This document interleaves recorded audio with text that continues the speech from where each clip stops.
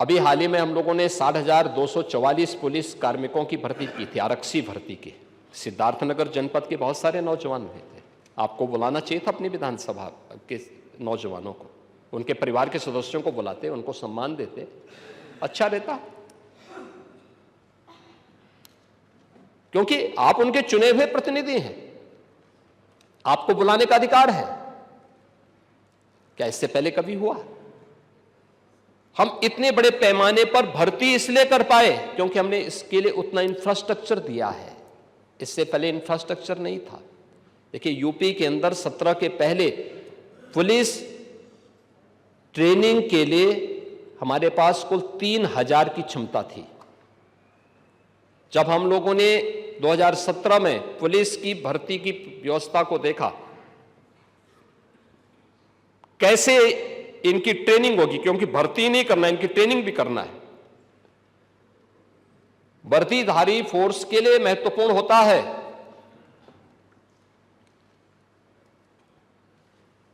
कि जितनी अच्छी ट्रेनिंग होगी, यानी ट्रेनिंग के दौरान जितना पसीना बहेगा उतना ही सेवा के दौरान खून नहीं बहेगा। ये किसी भी यूनिफॉर्मधारी फोर्स के लिए महत्वपूर्ण होता है। इसमें ट्रेनिंग में आपने ट्रेनिंग की पीरियड को कम कर दिया था, 6 साल से लेकर के, यानी 9 महीने से घटा करके 6 महीने कर दिया था। और भर्ती के लिए योग्य नौजवान को प्राथमिकता नहीं देते थे। और शिवपाल जी तो उसके मास्टर हैं, इनकी तो पीएचडी ही इसमें है। पूरी भर्ती की प्रक्रिया को तार तार हर व्यक्ति बेहाल था। आज उत्तर प्रदेश का नौजवान नौकरी प्राप्त कर रहा है। क्या शिक्षा में, क्या उत्तर प्रदेश लोक सेवा आयोग में, क्या अधीनस्थ सेवा चयन आयोग में, क्या पुलिस भर्ती बोर्ड में। और भर्ती की इस प्रक्रिया को ही पारदर्शी बनाने के लिए हम लोगों ने हर एक स्तर पर उस प्रकार के तंत्र को विकसित किया है। और इसीलिए शिक्षा आयोग में भी उत्तर प्रदेश के रिटायर्ड डीजीपी को बिठाया है कि जैसे माफिया की कमर तोड़ी गई है, नकल माफिया की कमर को भी वहां बैठ करके ऐसे तोड़ना है। क्योंकि नकल माफिया आदत तो आप लोगों ने खराब की थी, लेकिन उनकी आदत को सुधारने का काम, क्योंकि जब भी कोई हैंकड़ी दिखाता है तो उसकी हैंकड़ी को ठीक करने का काम भी सरकार का होना चाहिए। और यही हमारे पद की शपथ भी है। एक सज्जन को सुरक्षा, लेकिन दुर्जन को ठिकाना लगाने का काम। परित्राणाय साधूनाम विनाशाय च दुष्कृताम, यही तो है। और इसी के लिए बैठे हैं, भजन करने के लिए थोड़ा बैठे हैं। भजन करना तो हमारे पास मठ पर्याप्त है, उसी में कर लेते हैं। और इसीलिए आए हैं।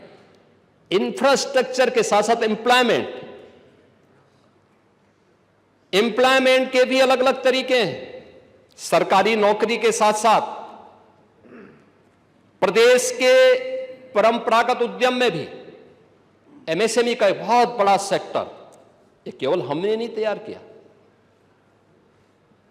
पहले से सैकड़ों वर्षों से है, अलग अलग जनपद से। अब आप ही के यहां काला नमक चावल होता है, ये हमने थोड़े पैदा किया, भगवान बुद्ध के समय से। लेकिन आप कुछ नहीं कर पाए, हमने उसकी ब्रांडिंग की, उसकी पैकेजिंग की, अब उसको एक्सपोर्ट भी करवा रहे हैं। अरे सब हो रहा है, सारे लोग खाते हैं।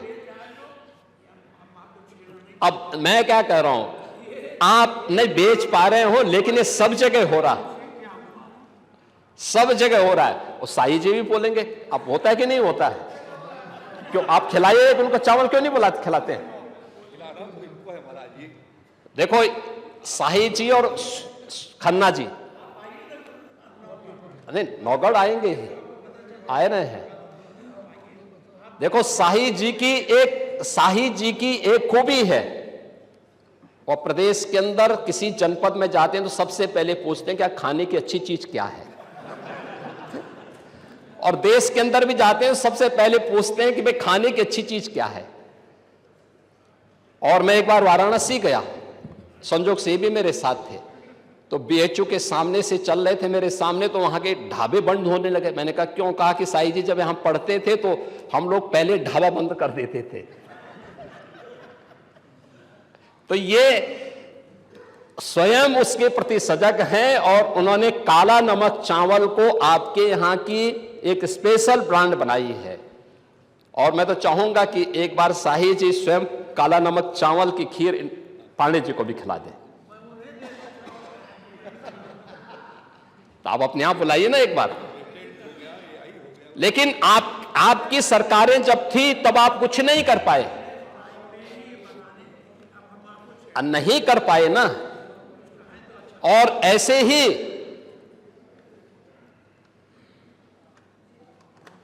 ही खन्ना जी हैं। अब ये खन्ना जी कहते थे, परसों हमारी एक बैठक चल रही थी, उसमें कह रहे थे कि मुझे रात्रि को बहुत गर्मी लग रही थी। तो टेम्परेचर बाहर जो है 3-4 डिग्री था। मैंने कहा भी आपको गर्मी लग रही होगी, लेकिन पहले बैठक तो कर लीजिए आप।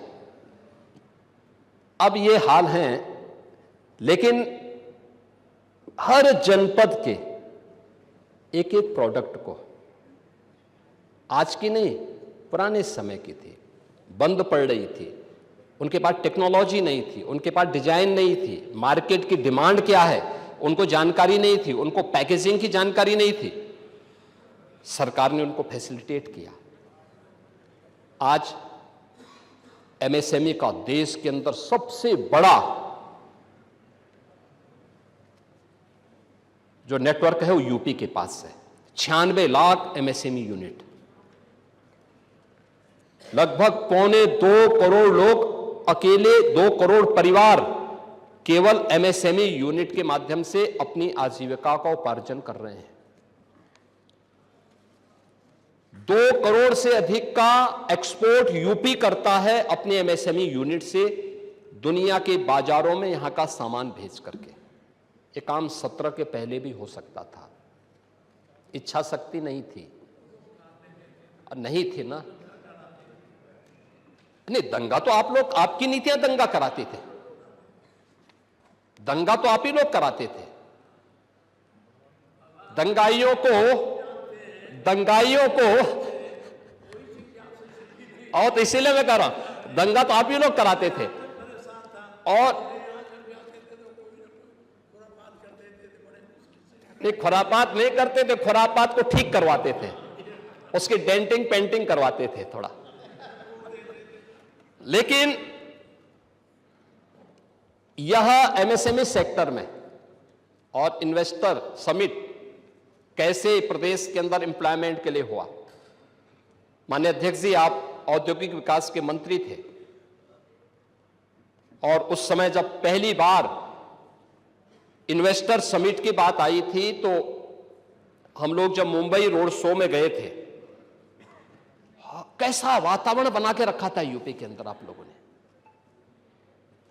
जिस भी उद्यमी से मिलते थे वो कहता था साहब आप आए हैं, स्वागत है, लेकिन हम यूपी नहीं जाएंगे।